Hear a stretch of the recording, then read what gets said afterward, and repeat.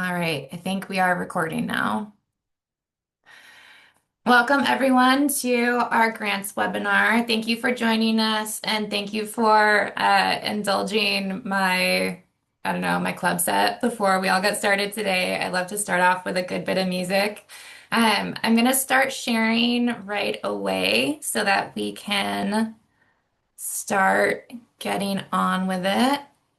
Let me make sure I'm sharing the right thing. All right. So, hi everyone. My name is Jessa McCormick. I use she, her pronouns. I'm the program manager at the Peace Development Fund. Please feel free to put your name, pronouns, organization in the chat. Feel free to share an emoji that describes how you feel about grant applications. Be as honest as you care to be. I think grant applications can be really stressful. So excited to see what emojis come up in the chat. I'm already seeing some really, really good ones. All right. So I'm going to give a bit of a presentation. Sorry, this is going to be a lot of me talking. So the first 30 minutes or so is going to be me going over eligibility, availability of funds, what we look for, how you can apply, a little bit about our timeline, and then we'll spend the last bit doing the Q&A. I will try to be fast but thorough so we can get to the questions as soon as possible.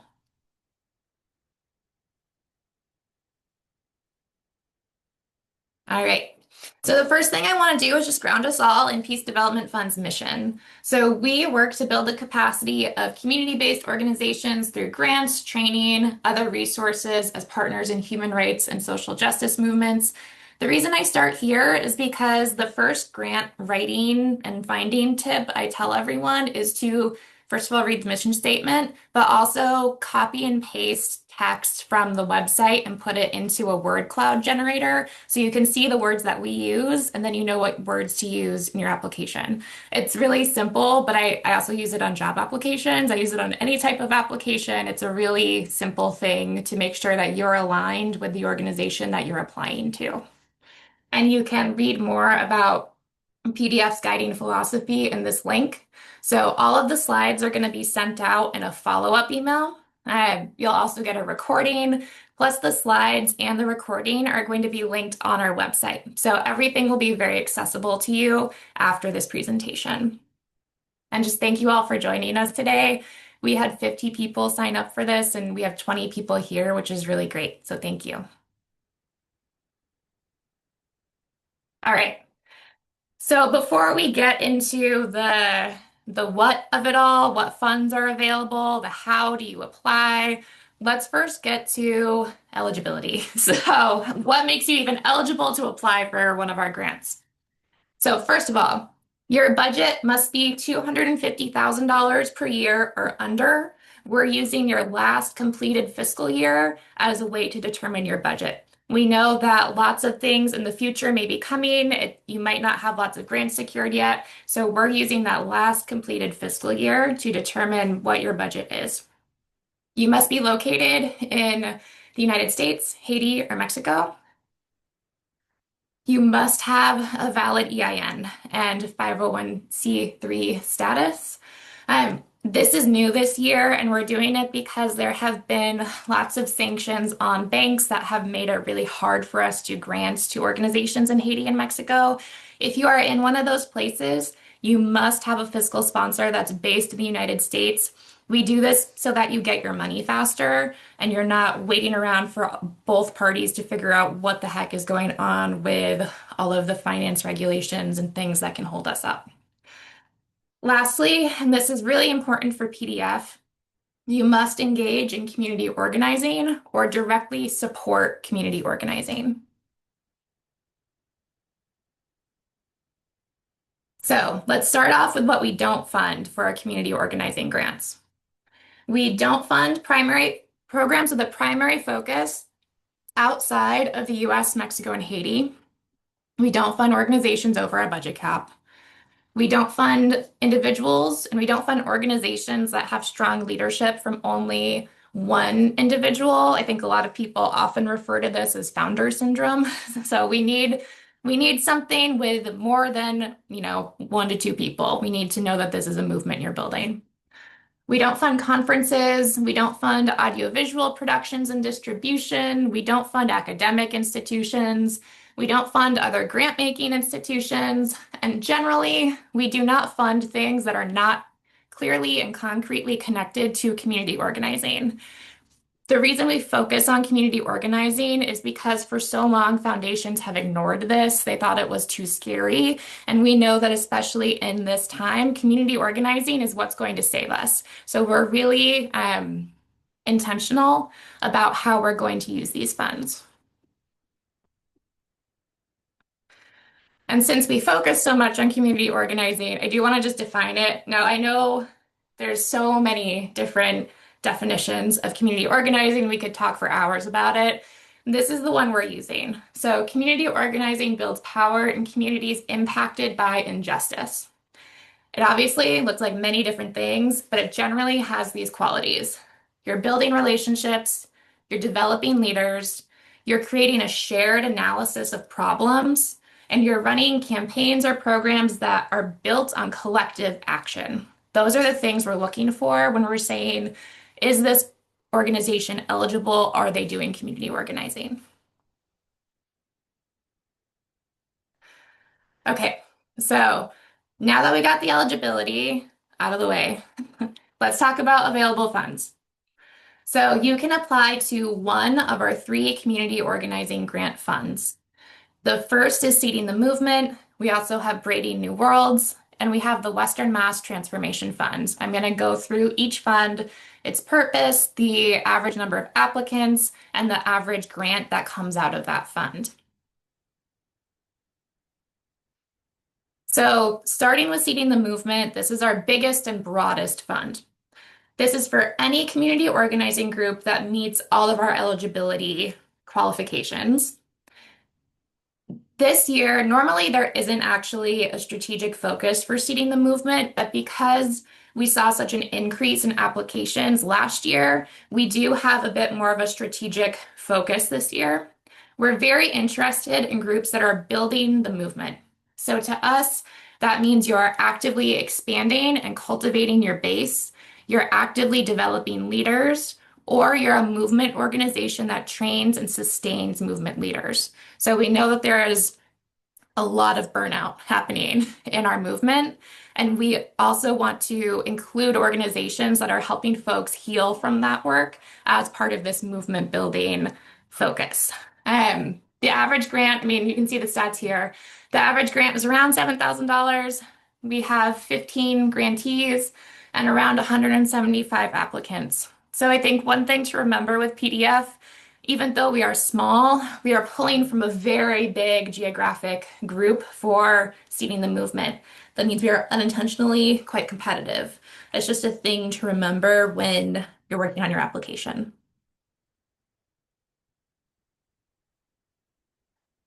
Next, we have Braiding New Worlds. So this is our youth-led and youth-focused fund.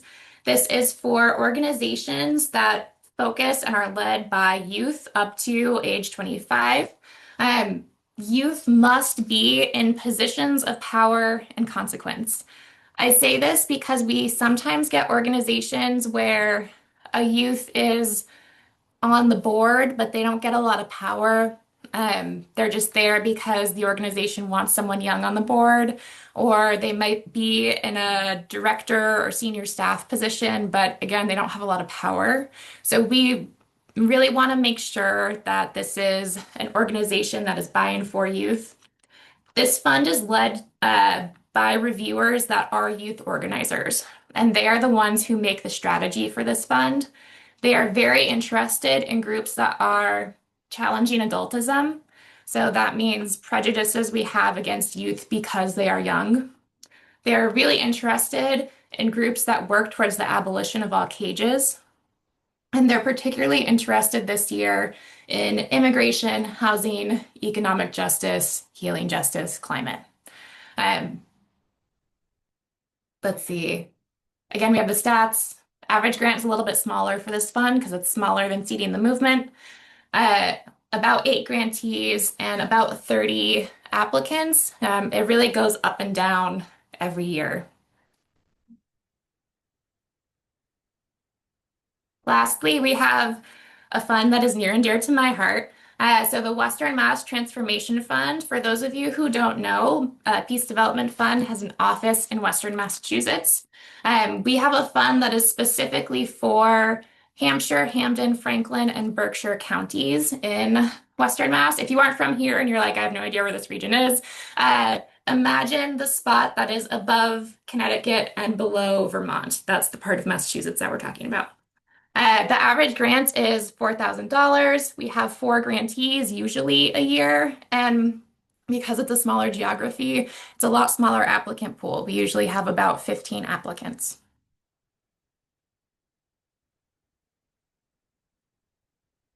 Okay, I know this is a lot of information coming kind of fast. We are going to have the Q&A at the end, so thank you for bearing with me. Let's go over the review process next. So for seeding the movement, it's a little bit different this year, and I'm really excited about the changes that we're making. So for seeding the movement, there will be no interviews. Everyone is off the hook for an interview. Um, so there will be an eligibility screen first, just to make sure that you are eligible and meet all of our requirements. Then PDF staff will do a first round review for alignment. We're going to talk about what that means in a little bit. We'll do first round notifications, so you won't have to wait like 3 months to figure out if you made it past the first round. We'll then do a community review. So we have 11 community reviewers this year who are going to help bring perspective from the field to our grant making.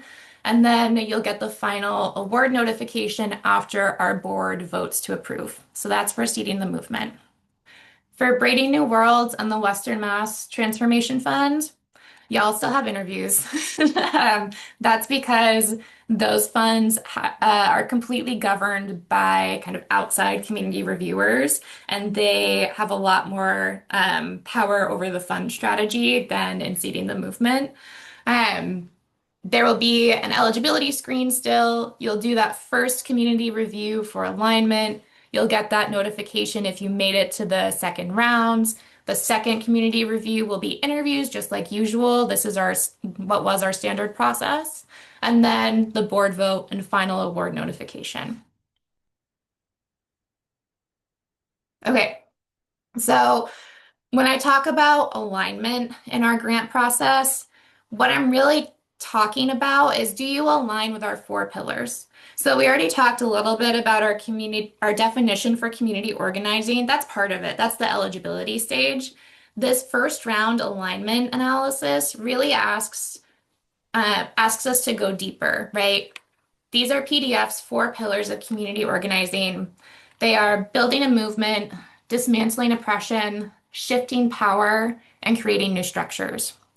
There is a grant question this year that asks flat out, how do you align with at least one of these pillars? So it's going to be really important to look at this slide, think through what your impact is, and figure out which one you want to highlight.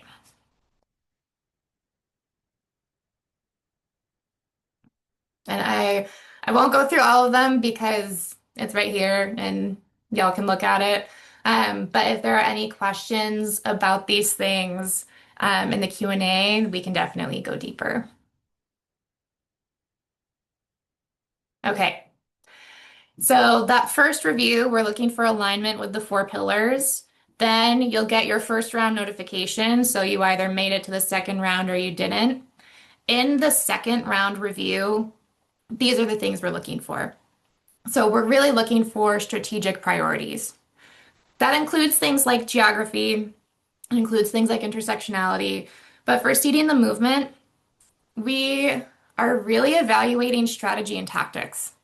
Um, this is a place like you can get really nerdy about strategy and tactics if you want to. We love that stuff.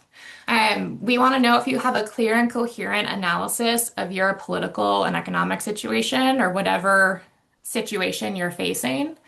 We want to know if your strategy is timely and relevant. We want to know if you are using creative tactics. We want to know if you're evolving. So, not just evolving as in you reflect after an action, you decide if it went well or not. That's important. We're also looking at if you're evolving as in pushing the field, pushing the types of tactics you use. Are you making things that were once thought to be politically impossible possible? So, we're thinking about evolution in lots of different types of ways. And we also are thinking about solidarity. How are you, again, not to go on about it, but how are you building that movement locally? How are you working with other organizations in solidarity to, again, make what was politically impossible now possible?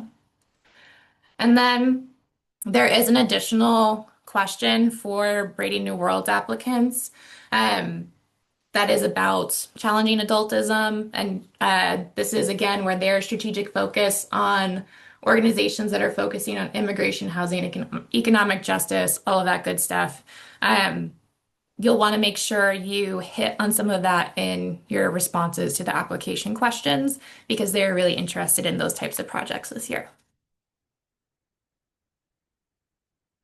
Okay, so went through all of that. Now let's do materials you need to apply. So you will need a computer and internet. Everything is online. You'll need a financial statement from the last completed fiscal year. That just means your profit and loss, your budget to actual, something that tells us how much money came in and how much money went out. You'll need an employer identification number. If you have a fiscal sponsor, just their information, their name, email, contact, all that stuff. Some broad leadership demographics. Some broad demographics on your leadership, but also on your base and your board. And then any application materials you want to reuse. We're very happy if you copy and paste stuff from other applications. Um, and that is, frankly, a really good practice. So, okay, how to apply. So, if you applied last year, it's the same thing. So, you're going to go to this website right here. If you don't have an account already, just click Create New Account, enter information about yourself and your organization. If you already have an account, you can just log in. Um, Down here in this yellow box, I linked to an applicant tutorial that our grant management company made. So it is really helpful. I find that their tutorials are really helpful. If you want more support, you can also reach out to me directly and I can do my best to support. This is what it's going to look like on your homepage. So you log in and you hit this apply button at the top. It brings you to a page with all of the different things you can apply to in this moment. If you applied last year, you already took the eligibility quiz, so it might say, hey, you're still eligible. And then once you take the eligibility quiz, you can actually apply. The title is Community Organizing Grants 2026. You'll have the option to preview the application.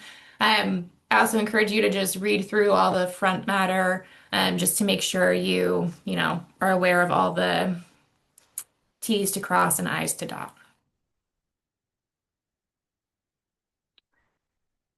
These are the questions in the eligibility quiz, if you haven't taken it already. So, was your annual budget for your last completed fiscal year at or below 250K?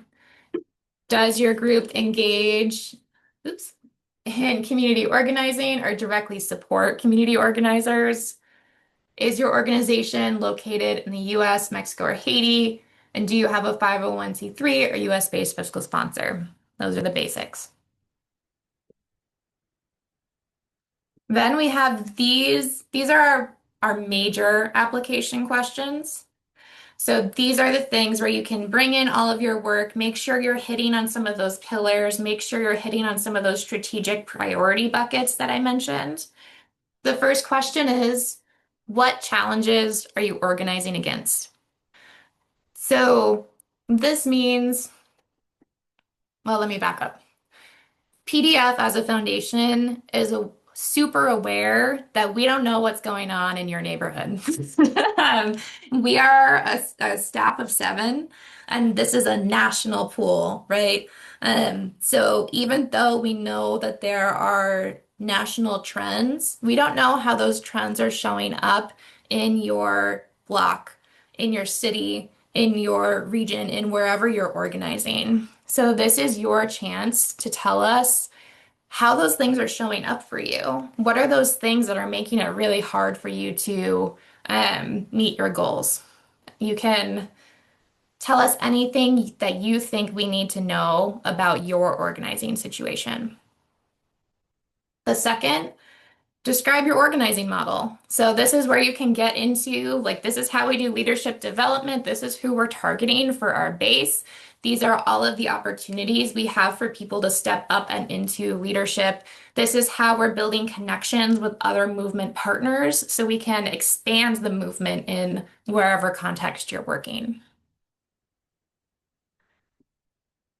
The third one, share a story that illustrates the impact of your work and how it aligns with at least one pillar. So this is a pretty standard impact question that a lot of foundations ask. What we're just asking you to do is to tie it to one of our four pillars. It doesn't have to be all of them. And actually, it'd probably be really hard to explain how it fits into all four. Um, so just, pick one or two that you think are most relevant, and tell us, I guess, what material changes you're making. Impact is so hard to define. So think of it as like the concrete changes that you're making and then that you can see, feel, hear, touch. And then for Braiding New Worlds, y'all have one additional question, which is just how does your organization challenge adultism? And again, that's the prejudice that we sometimes have against young people simply because they are young.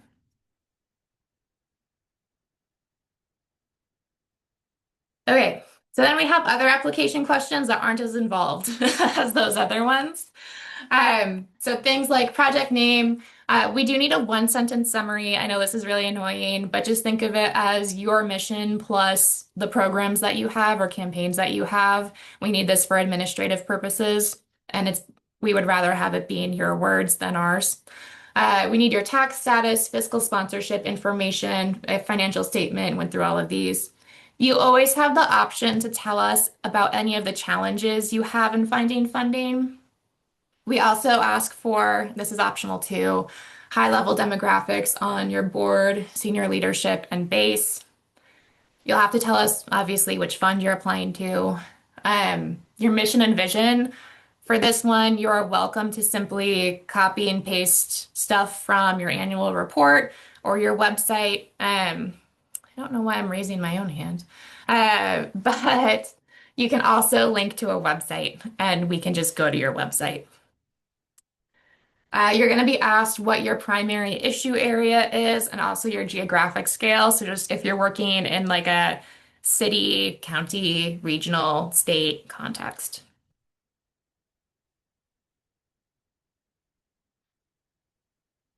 Okay. And then lastly, promise I'm almost done talking. This is our timeline. So November 1st, applications open. Just so folks know, I did go on GLM this morning. That's our grant making portal. There was some funkiness going on with the technology. Right before this meeting, I checked again. It seemed okay, but just know, you know, there might be some tech issues. Mercury is about to be in retrograde. Just prepare.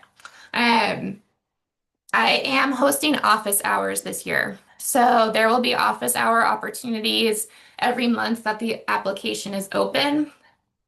These are group office hours. So up to five people can get a slot with me for 30 minutes. We're not going to do a line by line editing of your application, but we can do broad strategy conversations. We can do tech issues if you're having issues navigating the GLM portal. We can talk about clarifying questions, things like that, just broad stroke stuff. So I'll have office hours this month on the 25th. I'll also have them in December and in January. Then on January 31st is when the application closes. No late applications will be accepted. That's why we leave it open for 3 months. We'll do the first round review in February. In March, you should be getting that first round notification. So if you're moving on to the second or if you're not, then March to April, we're doing the second round review. Our board usually votes on the grants at the end of April, and we will do your final award notification in early May. So I always aim for a roughly 3 month turnaround between the day applications close and the day I send out the final award notifications. If there are any changes to that, I will communicate via email to everyone.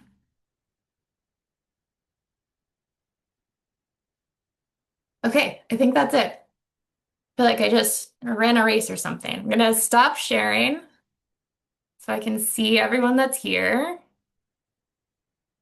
Whew, and let's open it up for questions. Feel free to come off mute or put it in the chat and I can read it out.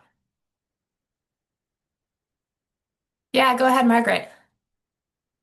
Hi, thanks, Jessica, so much for doing this. I'm with Christians for a Free Palestine, and we recently received a rapid response grant from PDF. So grateful for that. And so my first question is just, is an organization qualified if you also received a rapid response grant in the same year?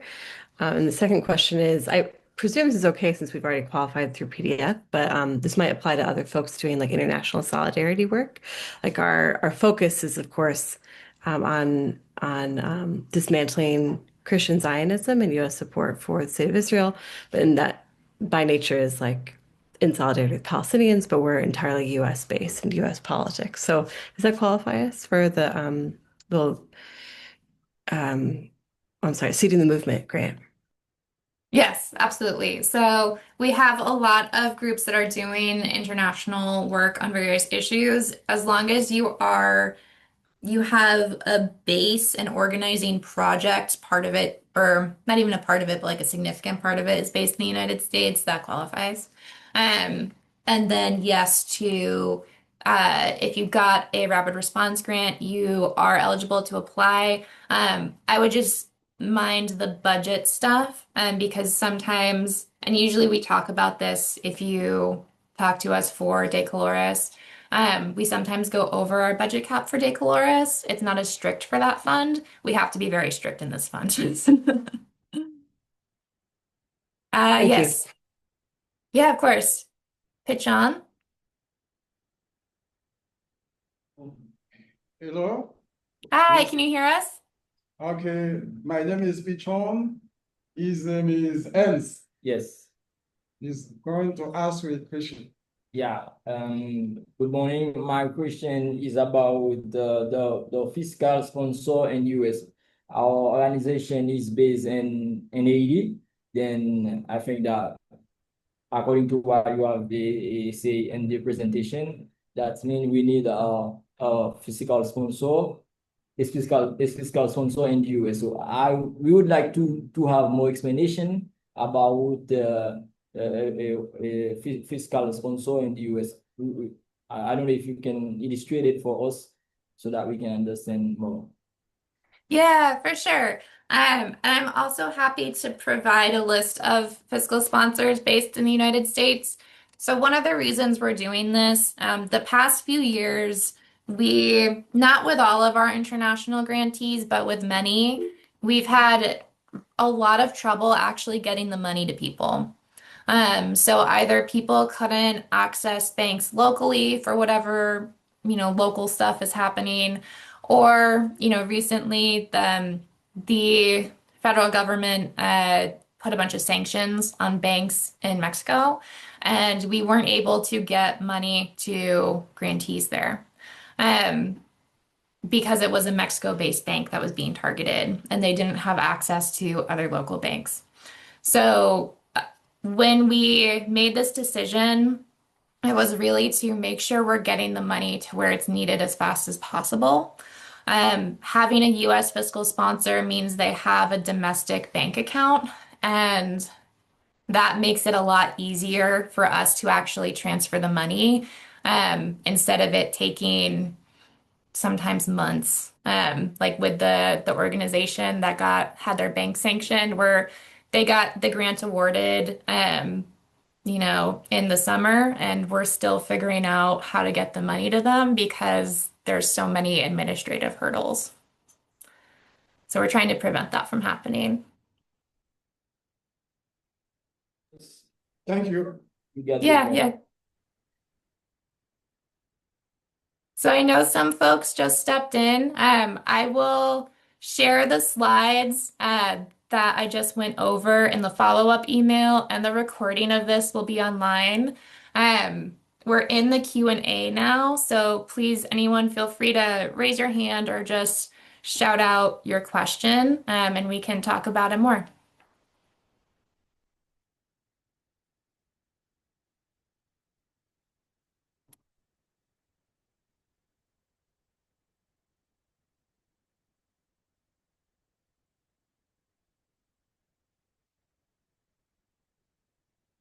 Yeah, go ahead, Linda.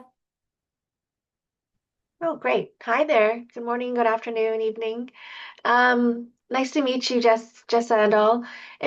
My name's Linda Lowe, and I'm the ED of the Women's International League for Peace and Freedom here in the US. And if PDF is our fiscal sponsor, so are we still able to apply for grants or no? Yeah, great question. You are absolutely able to apply to grants. So if you're fiscally sponsored by us, you can also apply. And the administration is that much easier because you're already in Amazing. our system. Yeah. Yeah. And then I have one more question. Within WILF US, we have a community called Young WILF US. And I think they would be very interested in the, sorry, BMW grant that you mentioned. But of course, they're not a separate group, they're part of us. So could they apply for that, knowing that they're part of us? Mm, yeah, that's a really tricky one.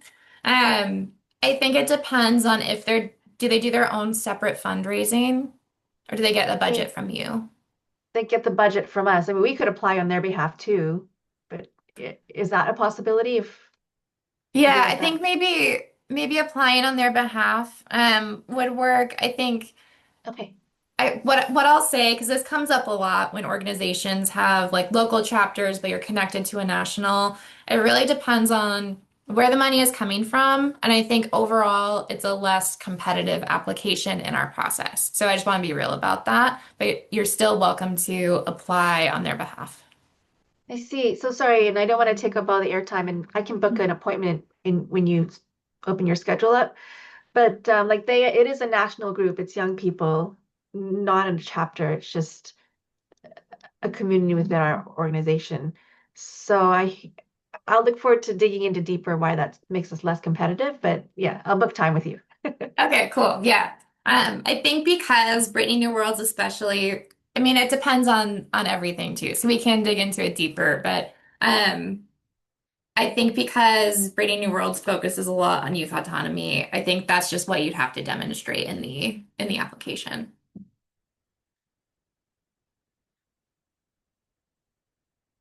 Any other questions?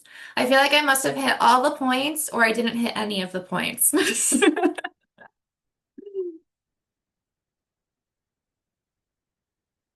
Yeah, go ahead, Lisa. I just had a question. If you prefer a project-based focus, or is the funding under Seeding the Movement more unrestricted for capacity building, community organizing? Excellent question. All of our grants are general operating. So you can tell us about a project that you are going to do with it, but you don't have to. I consider our grants just a vouch for your organization as a whole. Question, Lisa. Thank you. Can you, oh, hi, and I can try and come off the camera. I was just going to say, is there, hi, Georgia, with Labors of Love. And so I am new to my organization, and I also have linkage to other things as well. However, I just wanted to kind of double check and like, can you give an example of like last year's recipients and, you know, how did they use their funding? What were they doing? Um, and I mean, I know you just clarified that it is more general operations, which is absolutely amazing because those grants are hard to find. So thank you. So it's more of an operational expense versus program driven as to how or why you want to use the funding. So yeah, thank you. Yeah, I'm pulling up our website now.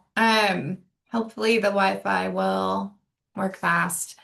But yeah, it's much more, you can use the funds for whatever your organization needs them for. I think we ask a lot of questions about strategy and tactics and organizing kind of theory and all of that stuff because that's the stuff we think makes a strong organization. Um, when it comes to what you're actually using the funds for, um, maybe I can answer it by talking a little bit about the final report. I use it in quotes because it's not that many questions. Um, so our final report, you have to upload a financial statement so we can see like, literally how you spent the money. But then it's just three questions. So we ask what you are most proud of in the past year. We ask what challenges you're facing, and we ask what strategic questions you're grappling with.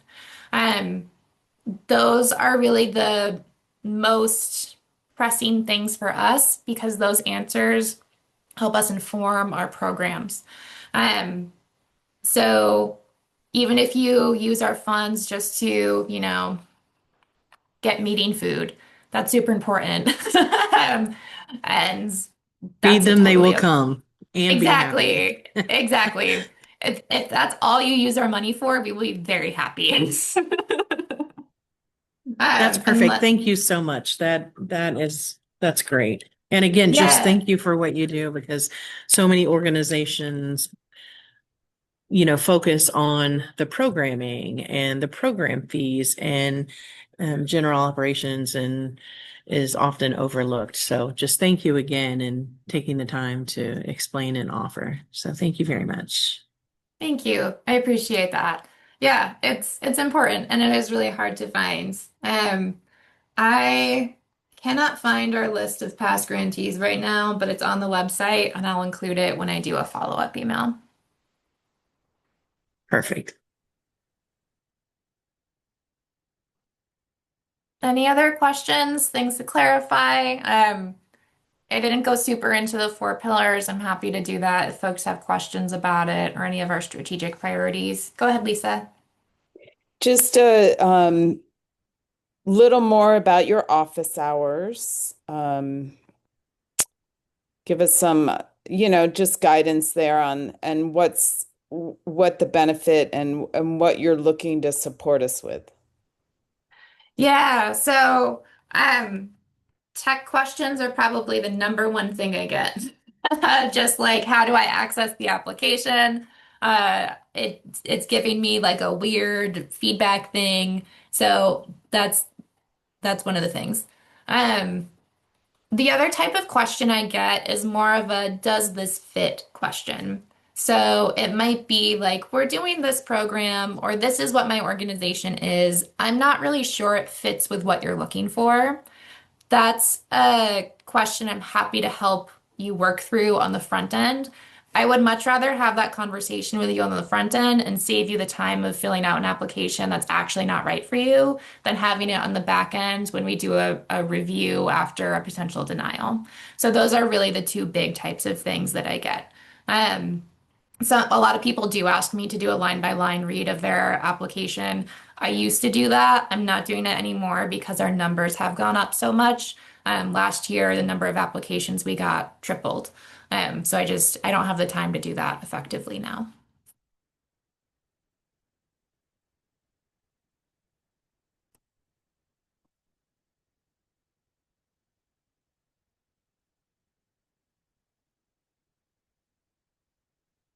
And thank you.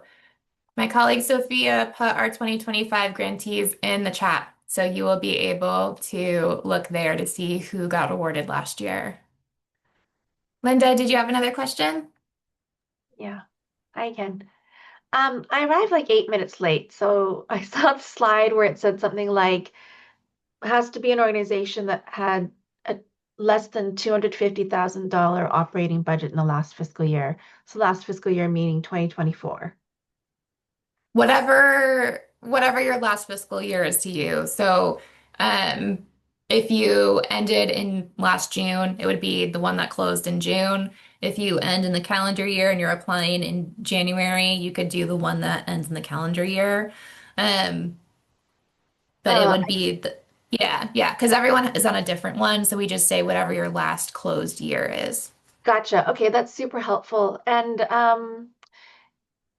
so I'm new to this language, etc., and I can get into that when I meet one-to-one with you. But what if there's a scenario where the organization's operating budget is less than that, but they're also given like a separate gift, almost like a bequest, like to help them in, I guess long term? Does that discount them if that puts them, because that's not operating budget, it's something else. Does that discount us or, and yeah. Yeah, and I think it would because we take in the totality of it all, but we can dive into that in a Okay. one-on-one too. Okay. Yeah. Yeah, that's good. Um, I don't know if this is helpful, but usually the average budget of all of our applicants is somewhere around $150,000. So we do get a lot of folks on the low end.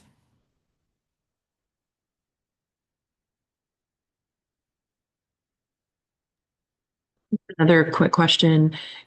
Is there, um, do organizations have to be up and in running order for so long of a time? Is there a time limit? Can they be new organizations just, beginning? Yeah, great question. Yeah, they can be new organizations. There's no time limit. We are not looking at legacy organizations like a lot of other foundations do. Um, and actually, a good way to think of PDF, if you're a new organization, is um, even though we're a small grant, this is a kind of stepping stone to other grants. A lot of bigger foundations look at it that way to be super transparent. Um, One thing I will say, is that again, we're looking at that organizing strategy, tactics. Are you making material change? I've seen organizations that just formed have those down and they're doing an amazing job. I've seen organizations that have been around for 50 years and like still don't get it. So, those are really the things we're looking for.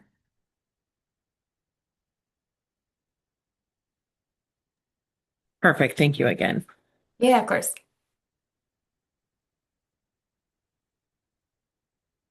Anything else folks want to talk about while we're all here?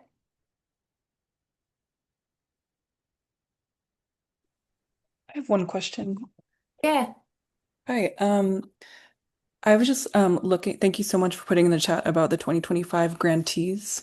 And I'm just like seeing like the geographics of where everyone is at. I'm coming from Austin, Texas, and in the past, talking with some funders who fund nationally, there's been like a trend of not funding folks who are based in like the South because it's like, oh, well, that's too far gone or this or that. And I'm wondering like, since last year's grantees from y'all, um, there's like general diversity, but I was wondering like geographically what your viewpoint is on that and ensuring that, you know, there's like a breadth and like, yeah, what the intention is around that. Yeah, I love this question. Um, we don't believe that anywhere is too far gone. And I'm really, really sorry if anyone has ever told you that, because it's not true and it's not fair. We strive for diversity in geography. That's why it's one of the things we look for in our strategic priorities. And it's one of the reasons why we ask about organizing context, because we know that the political terrain and the opposition, the level of violence you may be up against really depends on where you are. So use that organizing challenges question to really go into that as much as you feel comfortable. Um, we do strive to focus on places like the South, like the Mountain West. Um, at the same time, we also know the fight is everywhere, and often in progressive places, they're not as progressive as they think they are, uh, coming from a person in Massachusetts. So we know that the fight is still there too, but we know it looks very, very different, and the things that you're fighting for are very, very different. So again, use that organizing challenges question to really elaborate on what you are up against. But we do strive for a diversity of location.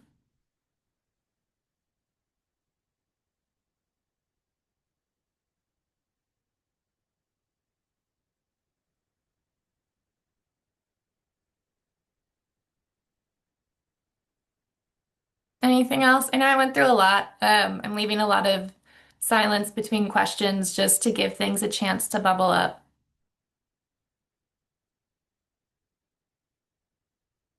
Yeah, go ahead, Linda. Yeah, sorry, so many questions. All these questions about very specific geography does make me wonder, are all the grants exactly that, very specific to a local place and space and time, or if you are a national org working across the country, is that um, is that does that qualify as well? Yeah, it definitely qualifies. I do think just based on our history as a grant maker, we end up working with a lot of folks that are doing hyperlocal work. But it really depends on the application pool that year. Sometimes we get a lot of national groups. Sometimes we don't. I will say one of the reasons I think this is the trend with us is because once you're national, you tend to have to grow out of our budget. So a lot of groups are just too big for us.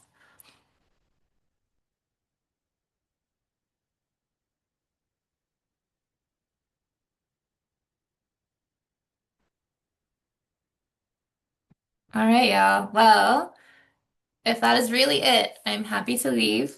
Let you all get back to your day. So again, I will send out a recording of this. I will send out the slides. There's a PDF of the application on the website. So again, you can look at all of the questions. Um, if you want to schedule office hours, there's a link on our website as well. Or honestly, just email me and I can send you the link, or we'll find a time if it doesn't work for you. But thank you so much for spending the hour with me, and I'm super excited to read all your applications this year. Thanks, y'all. Thank you. Again for your time.